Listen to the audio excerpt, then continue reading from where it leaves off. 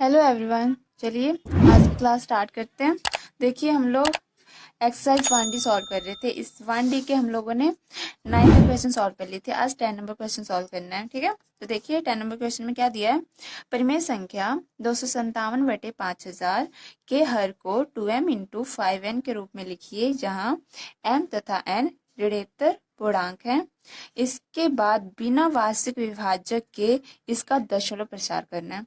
तो इजी है, क्योंकि ये इस रूप में हम लोगों ने पीछे भी लिखा भी है और दशमलव प्रसार भी किया है। तो क्वेश्चन सेम ही है, बस इसको थोड़ा सा क्या किया है, लैंग्वेज को थोड़ा सा बड़ा कर दिया है, जिससे आप लोग को लग सकता है कि अलग क्वेश्चन है। अलग नहीं है, जैसे हम लोगों ने पीछे क्वेश्चन सॉल्व किया ना, सेम वैसा ही है। तो चलिए जल्दी से सॉल्व कर लेते हैं इसको।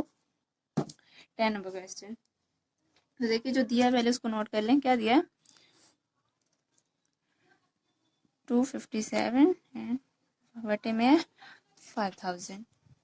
तो सबसे पहले हम लोग को क्या करना है, क्या बोला है, 2m इंटू 5n के रूप में क्या करना है, रूप में लिखने के लिए बोला है ना, लिखने के लिए, ठीक है। तो इसको लिखने के लिए इस रूप में हम लोग क्या करते हैं, हम लोग को पता है ऐसा करने के लिए हम लोग को क्या करना पड़ता है, जो हर होता है उसका गुणनखंड करना होता है। तो हर क्या हम लोग का 5000, तो यहाँ पे लिखिए हर का गुणनखंड करने पर हर कितना है, यहाँ पे कर लेते हैं 5000 है। देखिए 2 के पहाड़े में आएगा कितने बार में, 2500।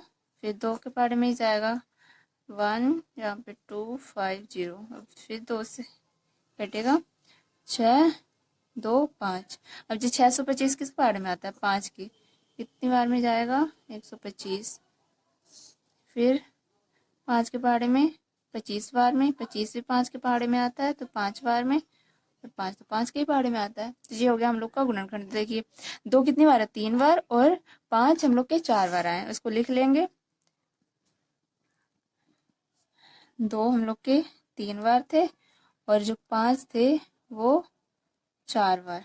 तो इसको हम लोग क्या लिख सकते हैं, 2 3 बार है तो 2 पे पावर 3, और 5 कितनी बार है, 4 बार, तो 5 पे पावर 4। तो इसी रूप में लिखना था, ये हम लोग का इस रूप में हो गया। तो आधा क्वेश्चन तो सॉल्व हो गया। अब आधे में क्या दिया था, बिना वास्तविक विभाजक के हम लोग को दशमलव प्रसार करना था। तो ये भी मैंने आप लोग को बताया हुआ है कैसे सॉल्व करते हैं। जब हम लोग भाग दे के डायरेक्ट नहीं निकाल सकते तो हम लोग क्या करेंगे, देखिए है दिया, और 5000 को हम लोग क्या लिख सकते हैं, ये लिख सकते हैं ना, क्यूब और 5 पावर 4। तो मैंने बोला था ऐसे क्वेश्चन को सॉल्व करने के लिए हम लोग का जब भी इस रूप में होता है, इसमें जो घात होती है वो सेम करनी होती है। हम लोग को घात को सेम क्यों करनी होती है, क्योंकि हर में हम लोग को 10 या फिर 10 के घात के रूप में लाना होता है, जिससे कि क्या होता है, दशमलव प्रसार में लिखना इजी हो जाता है। तो देखिए यहाँ पे 4 है और यहाँ पे 3 है, तो मतलब 1 2 हम लोग के पास कम है ना, तो 1 और 2 का मल्टीप्लाई करना पड़ेगा, जिससे ये भी 4 बन जाएगा। तो करते हैं। अब यहाँ पे देखिए, यहाँ पे सेम करने के लिए 2 का मल्टीप्लाई करना पड़ेगा, क्योंकि यहाँ पे देखिए 2 का मल्टीप्लाई किया मतलब यहाँ पे घात 1 है और ये 3, 3 और 1 मिलके 4 हो जाएंगे, क्योंकि 5 के पास ये 4 है तो सेम हो जाएगा। अब नीचे किया है तो 2 का मल्टीप्लाई ऊपर भी करना पड़ेगा हम लोग को। हो गया। तो देखिए मल्टीप्लाई करेंगे कितना आएगा, होता हाथ से 10 11 हाथ से 4 5, इतना आ गया।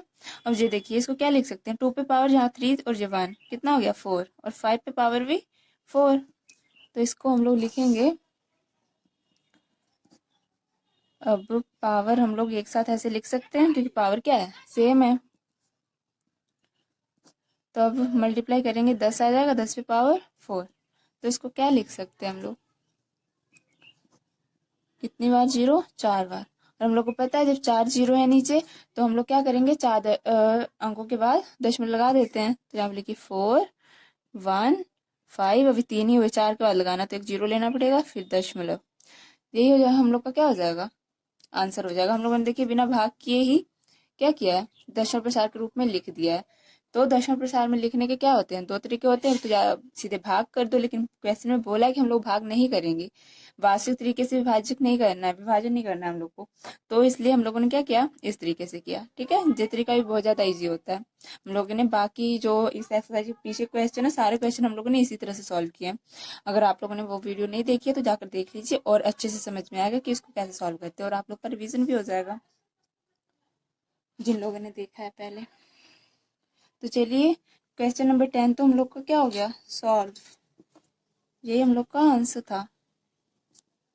ठीक है, अब हम लोग क्वेश्चन नंबर 11 पे चलते हैं। देखिए, क्वेश्चन नंबर 11 में क्या दिया है, कुछ वास्तविक संख्याओं के दशमलव प्रसार नीचे दर्शाए गए हैं। प्रत्येक स्थिति के लिए निर्धारित कीजिए कि यह संख्या परिमेय संख्या है या नहीं। यदि यह परिमेय संख्या है और पी वाई क्यू के रूप की है तो क्यू के अभाज्य गुणनखंडों के बारे में आप क्या कह सकते हैं। ठीक है, तो नीचे ये 3 संख्याएं हम लोग को दी हैं, इसी के बारे में हम लोग को बताना है, जी परिमेय है या अपरिमेय है, और अगर है तो इसको जो क्यू का हम लोग का अभाज्य गुणनखंड होगा उसके बारे में हम लोग क्या कह सकते हैं, ये भी हम लोग को बताना है। तो पहला क्वेश्चन 11 का क्या दिया है, नोट कर लेते हैं। 43.123456789 जो क्वेश्चन दिया हुआ है इसको हम लोग सॉल्व करेंगे। तो देखिए, ये पहले तो हम लोग सबसे पहले क्या देखेंगे कि ये शांत है या अशांत है। तो देखिए, इस पे ऊपर एक तो बार भी नहीं लगी है और ना ही यहाँ पे डॉटेड लगा हुआ है, मतलब ये क्या है, शांत है।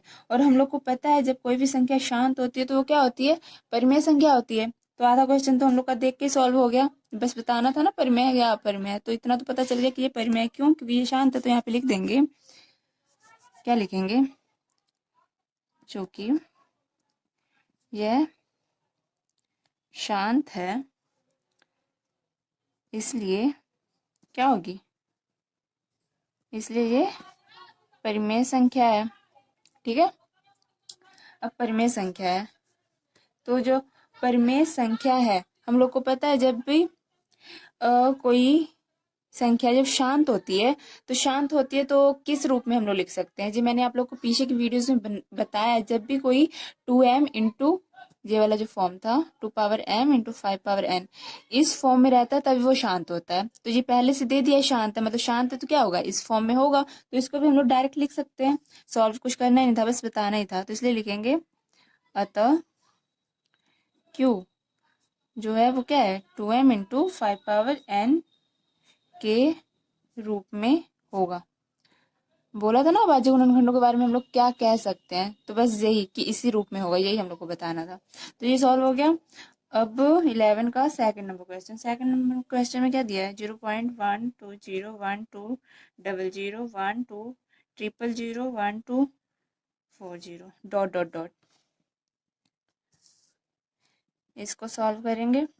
तो देखिए, सबसे पहले तो ये क्या है, अशांत है, क्योंकि डॉट डॉट लगा हुआ है, मतलब ये इसका अंत नहीं हो रहा है, मतलब ये आगे बढ़ता जा रहा है। तो पहले तो ये अशांत हो गया। तो मैंने आप लोग को बताया था, देखिए शांत तो परिमेय होते हैं और अशांत में एक जो होता है वो परिमेय होता है, एक अपरिमेय होता है। तो कौन सा, एक अशांत आवृत्ति होती है। आवृत्ति मतलब जब एक ही जो अंक लिखे होते हैं उन्हीं की पुनरावृत्ति होती है तो वो क्या होते हैं, वो होते हैं शांत अशांत आवृत्ति। और जब पुनरावृत्ति नहीं होती है तो वो क्या होते हैं, अनावृत्ति होते हैं। तो जहाँ पे ध्यान से देखिए, क्या सेम सेम चीजें जो कि रिपीट हो रहे हैं। जहाँ पे देखिए 120 है, सही है, 120 यहाँ पे भी है, लेकिन यहाँ पे अलग से क्या आ गया, 0 आ गया।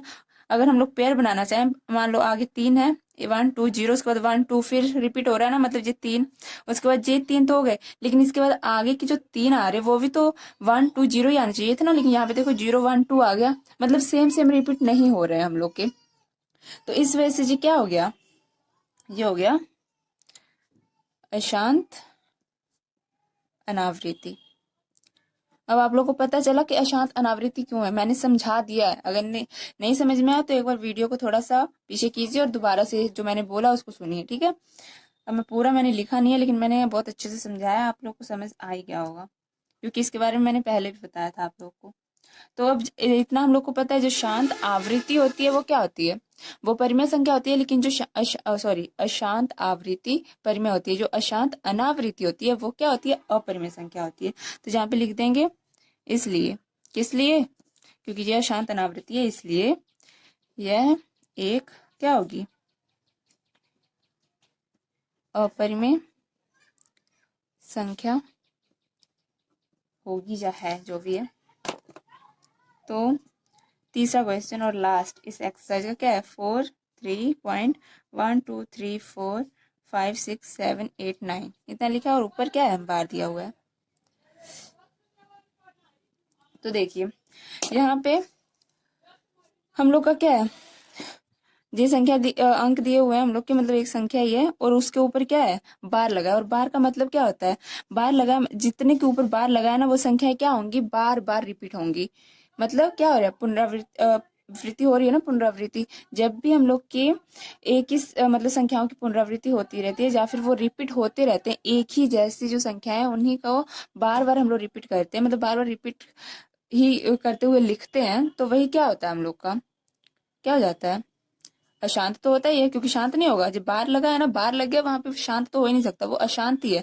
लेकिन यहाँ पे अनावृत्ति था, क्योंकि सेम नहीं थे, लेकिन यहाँ पे क्या होगा, आवृत्ति होगा। क्यों, क्योंकि यहाँ बार लगा है, जितना बार लगा है यही जो अंक है यही बार बार रिपीट होंगे। ठीक है, कुछ अलग नहीं आएगा, बस यही 9 तक आ गया, उसके बाद फिर 1 2 3 4 5 6 7 8 9, फिर 9 तक जाएगा, फिर 1 से स्टार्ट हो जाएगा। ठीक है, तो इसको देख के हम लोग को पता चल गया कि ये क्या है, यह अशांत आवृत्ति है, इसलिए क्या है, इसलिए परिमेय संख्या है। देखिए इसके अभाज्य, ऊपर जो क्वेश्चन था इसके अभाज्य गुणनखंडों के बारे में कुछ नहीं बोला था, क्योंकि वो अपरिमेय था ना। अपरिमेय तो हम लोग को पता है इस रूप में तो आएगा ही नहीं ना, 2m into 2 power m into 5 power n के रूप में नहीं आता, इस वजह से उसके बारे में नहीं बताना, बस परिमेय का ही बताना था। तो ये परिमेय हो गई। तो देखिए ये अशांत आवृत्ति परिमेय तो है, लेकिन इसका जो हम लोग का वो py/q के रूप में लिखते हैं, तो जो हम लोग का q होगा ना, वो हम लोग का क्या होगा, इस रूप में नहीं होगा। क्यों, क्योंकि वो अशांत है। इस रूप में तभी होता है जब वो क्या होता है, शांत होता है।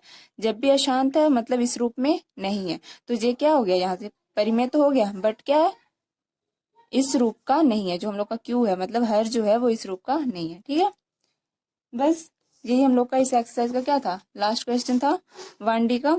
अब अगली क्लास में हम लोग क्या करेंगे, एक्सरसाइज 1 स्टार्ट करेंगे। ठीक है, तो आज की क्लास यहीं तक रखते हैं, चलते हैं, बाय बाय।